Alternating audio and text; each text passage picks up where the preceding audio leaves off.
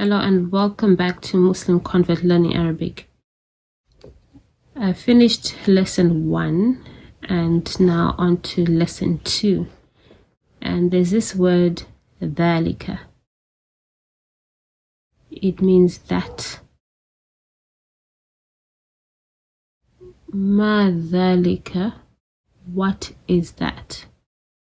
ذَلِكَ نَجْمٌ, that is a star.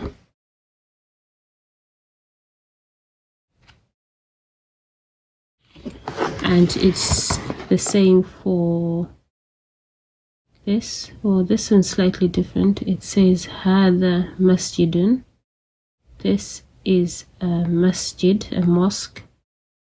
وذلك بيت, and that is a house.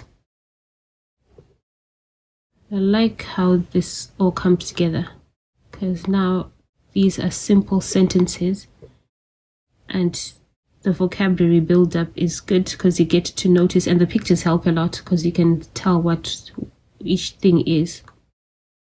Like here it says هذا حصان, this is a horse. وذلك حمار, and that is a donkey.